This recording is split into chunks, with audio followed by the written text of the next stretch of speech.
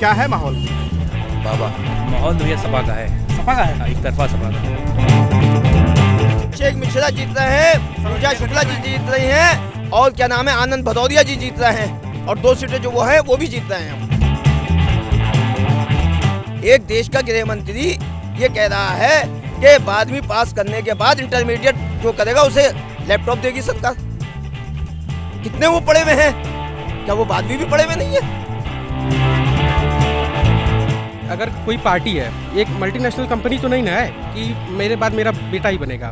हिंदू मुस्लिम सिख ईसाई एकता की बात करिए, नफरत की बात मत करिए, नफरत को फैलाने की बात मत करिए। भारतीय जनता पार्टी ने धोखा दिया है। उन्होंने केवल श्रवणों में भी ठाकुरों का विकास करने का प्रयास किया है और बाकी जातियों को दबाने का उन्होंने प्रयास किया। राजधानी लखनऊ में आए और हजरतगंज में शर्मा जी की चाय न पिए तो वो पूरी चुनाव यात्रा अधूरी रह जाती है। तो उस यात्रा को मुकम्मल करने के लिए हम लोग हजरतगंज में आए हैं। शर्मा जी की चाय की दुकान पे हैं, सुबह का वक्त है और अच्छे खासे लोग यहाँ पर हर रोज आते हैं, आज भी आए हैं। तो ज़रा हम उनसे ये समझने की कोशिश करते हैं कि पूरे उत्तर प्रदेश और ख़ास तौर से लखनऊ का चुनावी माहौल क्या है। क्या नाम है भैया आपका? अरशद। अरशद, क्या है माहौल? बाबा बाबा एकदम बाबा। कैसे लग रहा है, ये क्यों लग रहा है आप लोगों को? उनके काम, उनका विकास। क्या माहौल है चुनाव का? माहौल तो भैया सपा का है। सपा का है? एक तरफा सपा का है। नहीं, यहाँ पर बहुत सारे लोग भाजपा भाजपा बोल रहे हैं। नहीं, ये असल में जो एरिया है थोड़ा शहरी एरिया है, पर अगर मेरे से कि परिवार से मेरा जौनपुर रहने वाला, मैं थोड़ा आशियाना में रहता हूँ। अच्छा, और जौनपुर के रहने वाले हैं? हाँ, और कुछ मेरे दोस्त बस्ती वगैरह के भी हैं, पूर्वांचल के काफ़ी दोस्त हैं। पूर्वांचल में बहुत तगड़ी हवा जो है सपा की है। यार आपका जो जिला है ना जौनपुर, हाँ, वो बड़ा चर्चा में है विपक्ष को लेकर के। जौनपुर के जो सांसद, पूर्व सांसद रहे हैं धनंजय सिंह, उनको लेकर के बार-बार आरोप लगते हैं। मल्टी विधानसभा से वो है, बट वहाँ से समाजवादी पार्टी ही आएगी। ये परसेप्शन क्यों बनता है कि भाई अगर यादव बहुल क्षेत्र है तो सपा ही जीतेगी, और ब्राह्मण बहुल क्षेत्र है या ठाकुर बहुल क्षेत्र है तो भाजपा ही जीतेगी? ये कैसे आता है पॉलिटिक्स में और कैसे ये सोच डेवलप होती है? देखिए, हम इस चीज़ को नकार नहीं सकते हैं कि उत्तर प्रदेश की जो राजनीति होती है वो जाति के आधार पे होती है। अब बीजेपी इसको धर्म के आधार पे करने की कोशिश करती है, समाजवादी पार्टी जाति के आधार पर करती है, मायावती भी अपना एक दलित वोट बैंक और हाँ, तो वो सब इसके पर ये चीज़ खराब है, होनी नहीं चाहिए। राजनीति जो होनी चाहिए वो सबको लेकर होनी चाहिए, देश के विकास पे और देश के लोगों के विकास पे। तो यही तो भारतीय जनता पार्टी नारा देती है कि सबका साथ, सबका विकास, सबका विश्वास। नहीं, पर भारतीय जनता पार्टी ने धोखा दिया है।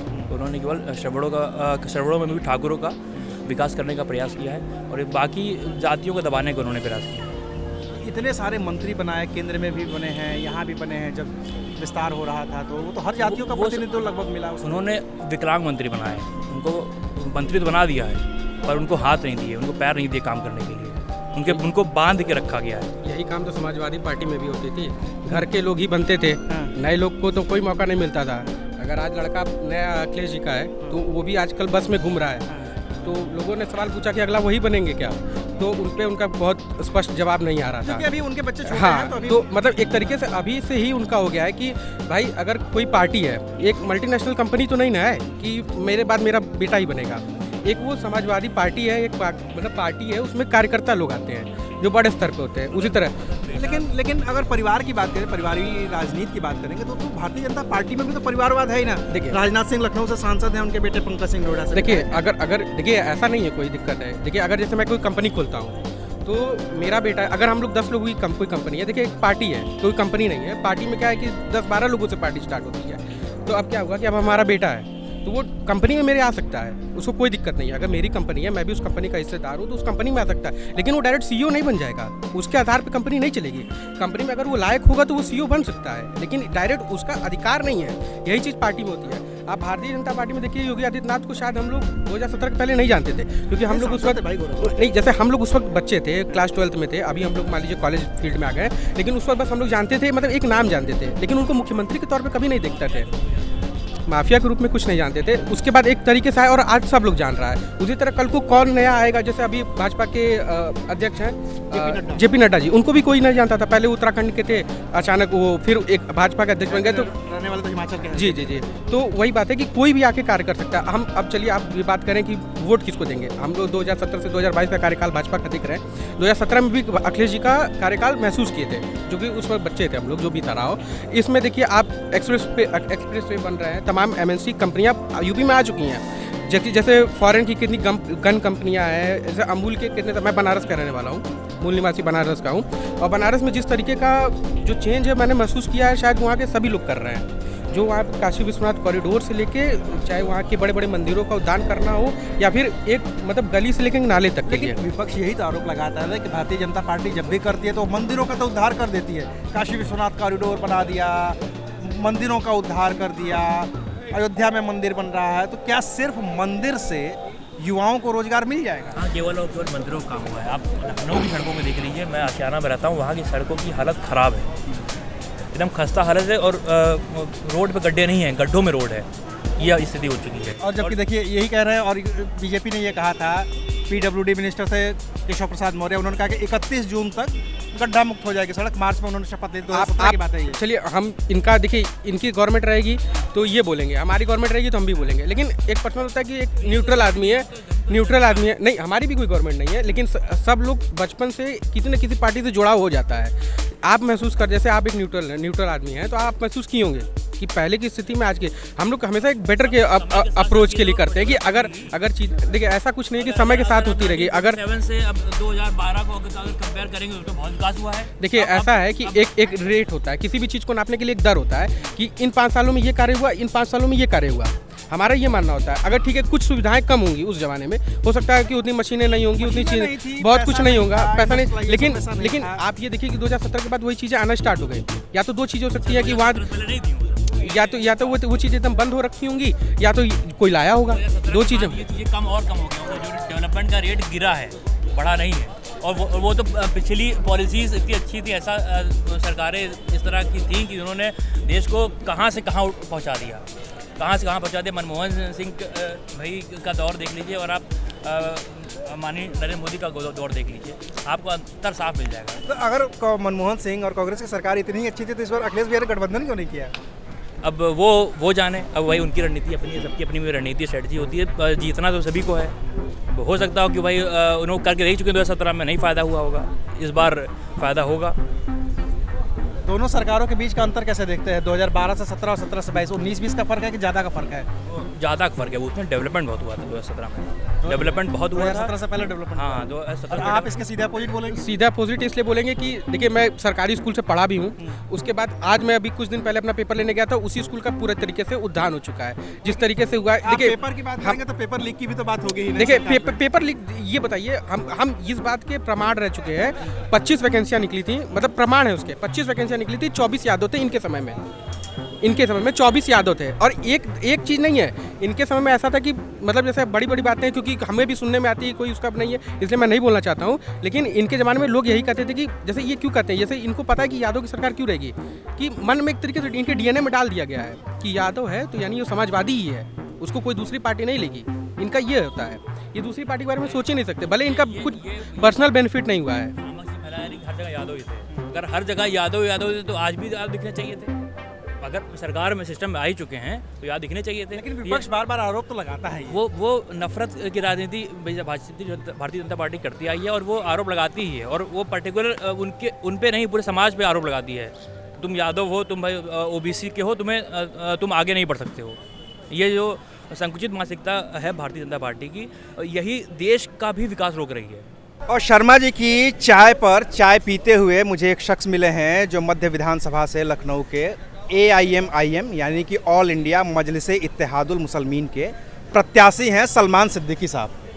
कैसा चल रहा है चुनाव आप लोगों का? माशाल्लाह, हमारा चुनाव बहुत अच्छा चल रहा है, और हर घर घर में असद साहब की नीति को ले जाके हमने लोगों को बताया कि MIM पार्टी का क्या मकसद है आप लोगों के लिए। क्या मकसद है AIM का? MIM का मकसद ये है कि जिन लोगों के साथ अत्याचार हुई उनको इंसाफ दिलाना। हमारी पार्टी सब पार्टी से बहुत अलग है, और इंशाल्लाह हमें पूरी उम्मीद है 174 मध्य विधानसभा से MIM की सीट जीत रही है। AIM जीत रही है? MIM जीत रही है।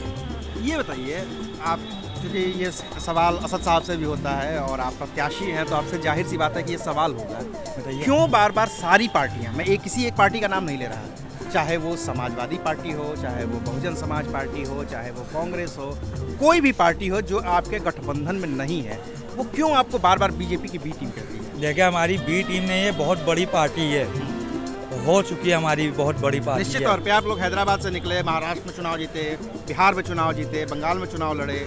हम लोग ना बहुत अच्छे तरीके से काम कर रहे हैं और असद साहब का काम बहुत अच्छा है, क्योंकि देश में बहुत कम लीडर बचे हैं अच्छे, वो भी पढ़े लिखे।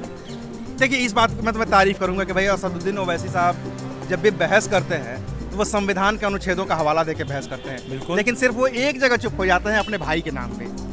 देखिए उनके भाई के नाम पे वो चुप हो जाते हैं, वो उनसे पूछिए आप। लेकिन बिल्कुल, हम ये तो लोग वो जो उनका भी सवाल है, जो भी हम लोग काम कर रहे हैं, देखिए मैं विधानसभा में पहली बार चुनाव लड़ रहा हूँ और मैंने बहुत करीब से लोगों को देखा है, लेकिन इस बार लोगों का नज़रिया बदल चुका है। एक जात का आदमी नहीं बदला है, हिंदू भी बदल गया, मुस्लिम भी बदल गया है। एक देश का गृह मंत्री ये कह रहा है कि 12वीं पास करने के बाद इंटरमीडिएट जो करेगा उसे लैपटॉप देगी सरकार। कितने वो पढ़े हुए हैं? क्या वो 12वीं भी पढ़े हुए नहीं है? जो उन्हें ये नहीं पता कि इंटरमीडिएट जो कर लेगा आदमी, वो 12वीं को कहने की जरूरत ही नहीं है, हैं? कहा इनको जनता नकार रही है। कानपुर के अंदर देश के गृह मंत्री का रोड शो फ्लॉप हो गया और वापस लौटना पड़ा। स्मृति ईरानी का रोड शो फ्लॉप हो गया, इन्हें वापस लौटना पड़ा। लखनऊ का माहौल क्या है भैया? लखनऊ में समाजवादी पार्टी 5 सीटें जीत रही है। कुल 9 सीटें हैं यहाँ पे। अभिषेक मिश्रा जीत रहे हैं, पूजा शुक्ला जी जीत रही हैं और क्या नाम है आनंद भदौरिया जी जीत रहे हैं, और 2 सीटें जो वो है वो भी जीत रहे हैं। अब वो अरमान जो है वो भी जीत रहे हैं। कौन सी हार रहे हैं आप लोग 9 में, ये बताइए। कोई नहीं हार रहा है, कहीं पर कोई नहीं हार रहा है। ऐसा है जैसे किसी जमाने में लोग ये कहा करते ना मोदी मोदी मोदी मोदी, इस वक्त लोग ये कर रहे हैं Akhilesh Akhilesh Akhilesh Akhilesh Akhilesh, cycle cycle cycle, धर्राटे काट रही है, धर्राटे काट रही है, धर्राटे काट रही है। पिछली बार तो लखनऊ की 9 विधानसभा सीटों में से सिर्फ एक मोहनलालगंज मिली थी समाजवादी पार्टी को। इस बार क्या लग रहा है आपको? इस बार तो यह है कि सारी 9 की 9 ही सीटें जीत रही हैं समाजवादी पार्टी। टोटल बहुत अच्छा रिजल्ट है और पश्चिमी यूपी से होती हुई जो आ रही है आंधी, और तीसरे चरण में जो इधर हमने एटा, मैनपुरी, कानपुर ये देखा, ऐसी हवा आ रही है कि पूरा पूर्वांचल कवर कर लिया उसने, पूरा पूर्वांचल को अपने अंदर ढक के रख दिया पूरा समाजवादी सरकार ने, सब खत्म। अभी अवध और बुंदेलखंड तो बाकी है, ये तो बड़ा मजबूत गढ़ माना जाता है भारतीय जनता पार्टी का। अब देखो मजबूत तो पहले होता था, लेकिन अब इस बार सब खत्म हो चुका, सब आंधी हो रही है, अब कुछ नहीं। क्या कह रहे हैं? एक बात मैं आपको बता दूं, मैंने आपसे एक बात कही कि 14 में और 17 के अंदर, 14 में तो इन्होंने मोदी मोदी मोदी जनता की थी आवाज़, ठीक, मगर 17 के अंदर इन्होंने किस तरीके से उत्तर प्रदेश की जनता को गुमराह किया। शमशान, कब्रिस्तान, ईद, रमज़ान, दिवाली के नाम पर कि लाइट मिलती है, रमज़ान में दिवाली पे नहीं मिलती, कब्रिस्तान की चार दीवारी होती है, शमशान की नहीं होती। मैं ये बताना चाहता हूँ कि उत्तर प्रदेश का एक ऐसा मुख्यमंत्री था वो अखिलेश यादव, जिसका नाम है कि उसने किसी धर्म जाति के इंसान के साथ भेदभाव का काम नहीं किया 5 साल के अंदर, और उस शख्स ने वो विकास करने का काम किया। अगर 2017 के अंदर वो दोबारा मुख्यमंत्री बन जाते उत्तर प्रदेश के अंदर, तो उत्तर प्रदेश को उन ऊंचाइयों पर पहुंचा देते जिसको आज तक सन 47 के बाद से आज तक कोई मुख्यमंत्री उत्तर प्रदेश को उन ऊंचाइयों पर पहुंचा नहीं सका। लेकिन एक चीज़ बताइए कि भारतीय जनता पार्टी, योगी आदित्यनाथ की सरकार तो ये कहते हैं कि सबका साथ, सबका विकास, सबका विश्वास। वो कहते हैं कि हमने राशन दिया तो जाति धर्म मजहब देख करके नहीं दिया, हमने प्रधानमंत्री आवास दिया तो जाति धर्म मजहब नहीं दिया, सौभाग्य योजना के तहत आपको बिजली पहुँचाई, उज्ज्वला योजना के तहत सबको सिलेंडर दिया। तो ये सारे काम तो बिना जाति धर्म और मजहब को देखे हुए ही किए हैं, ये भारतीय जनता पार्टी कहती है। 400 रुपये का सिलेंडर आया करता था गैस का, जहाँ पर इन्होंने सिलेंडर बांटे वो खाली सिलेंडर दिए लोगों को। 1000 रुपये का गैस का सिलेंडर है आज। वो तो बात महंगाई की हो गई, लेकिन वो तो दिया तो हिंदू मुसलमान सुन लीजिए। और 80-20 की बात कर रहे हैं, ये हर अपने भाषण के अंदर 80-20 की बात कर रहे हैं। देश तो सबका है, हिंदू मुस्लिम सिख ईसाई एकता की बात करिए, नफरत की बात मत करिए। नफरत को फैलाने की बात मत करिए, प्यार बांटने की बात करिए, मोहब्बत बांटने की बात करिए, भाई को भाई से मिलाने की बात करिए, एक दूसरे को गले लगाने की बात करिए। नफरत की बात मत करिए जिस तरीके से ये बात कर रहे हैं आप। इन नफरतों की वजह से आज उत्तर प्रदेश का जो माहौल है ना, वो भाईचारगी की तरफ जा रहा है, गंगा जमनी तहजीब की तरफ जा रहा है और एक दूसरे को गले लगाने की तरफ जा रहा है। इन नफरतों को ख़त्म करना चाहती है यहाँ की आवाम, यहाँ की जनता इन नफरतों को ख़त्म करना चाहती है। कोरोना काल आया, कोरोना काल के अंदर न मंदिर काम आए, न मस्जिद काम आए, न गुरुद्वारे काम आए, न गिरजाघर काम आए। काम आया तो सिर्फ अस्पताल काम आया, डॉक्टर काम आया। आज अस्पतालों की ज़रूरत है इस प्रदेश को, डॉक्टरों की ज़रूरत है, बेरोजगारों को रोजगार की ज़रूरत है, महिलाओं को सम्मान की ज़रूरत है, महिलाओं को सुरक्षा की ज़रूरत है। आज नफरत की ज़रूरत नहीं है, ना नफरत बांटने की ज़रूरत है। कोरोना काल के अंदर इन्होंने ऑक्सीजन लोगों को नहीं दी, दवाइयाँ नहीं दी, अस्पताल के अंदर बेड नहीं दिए, जिसकी वजह से हज़ारों मौतें हुई। ये तो बहुत सारे इश्यूज गिना रहे हैं सर, आपको क्या लगता है?